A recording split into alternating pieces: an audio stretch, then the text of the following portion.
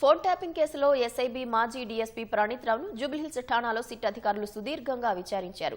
5 గంటల పాటు ప్రణీత్ రావును సుదీర్ఘంగా ప్రశ్నించారు.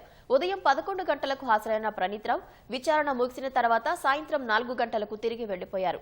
ఎవరి ఆదేశాల మేరకు ఫోన్ ట్యాపింగ్ చేశారు, అప్పటి పోలీసు ఉన్నతాధికారుల ప్రమేయం ఈ వ్యవహారంలో ఏ మేరకు ఉంది అనే కోణంలో విచారణ సాగినట్లు తెలుస్తోంది. మరింత సమాచారం మా ప్రతినిధి శ్రీనివాస్ అందిస్తారు. ఫోన్ అక్రమ ట్యాపింగ్ కేసులో ఎస్ఐబీ మాజీ డీఎస్పీ ప్రణీత్ రావు విచారణ ముగిసింది. సిట్ అధికారులు జూబ్లీహిల్స్ పోలీస్ స్టేషన్లో ఆయనను 5 గంటలుగా ప్రశ్నించారు. ఉదయం 11 గంటలకు జూబ్లీహిల్స్ పోలీస్ స్టేషన్కు విచారణ నిమిత్తం ప్రణీత్ రావు హాజరయ్యారు.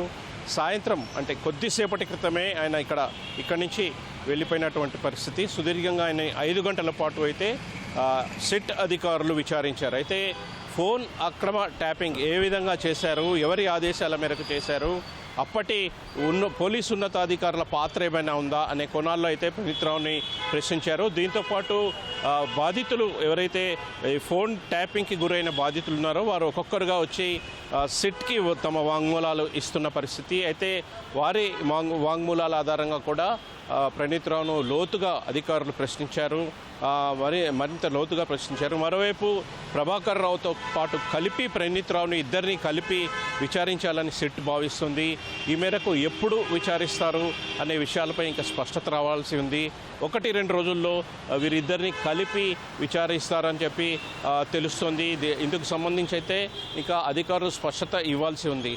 ప్రస్తుతం అయితే 5 గంటల పాటు ఈరోజు ప్రణీత్ రావుని సిట్ అధికారులు విచారించారు. అయితే ప్రధానంగా హార్డ్ డిస్క్లు ఎవరి ఆదేశాల మేరకు ధ్వంసం చేశారు, ఎందుకు ధ్వంసం చేయాల్సి వచ్చింది, మూసీ నదిలో ఎందుకు పడేశారు, ఎవరు చెప్తే పడేశారు అనే కోణాల్లో అయితే సిట్ అధికారులు ప్రణీత్ రావుని లోతుగా విచారించిన పరిస్థితి. మరోవైపు 5 గంటల పాటు విచారించిన తర్వాత కొద్దిసేపటి క్రితమే ఇక్కడి నుంచి ప్రణీత్ రావు వెళ్ళిపోయారు. ప్రణీత్ రావుతో పాటు ఈ కేసులో ప్రధాన నిందితుడు ప్రభాకర్ రావుని కూడా కలిపి విచారిస్తే మరిన్ని విషయాలు బయటపడతాయి. అయితే ప్రభాకర్ రావు కొన్ని ప్రశ్నలకు సమాధానాలు దాటవేస్తున్నట్లు తెలిసింది. అయితే ఆ సమాధానాలు ఆయన నుంచి రాబట్టాలంటే ఇద్దరిని కలిపి కూర్చోబెట్టి విచారించాలి. వీరిద్దరిని కలిపి విచారిస్తే మరిన్ని కోణాలు బయటపడే అవకాశం ఉందని సిట్ అధికారులు భావిస్తున్నారు.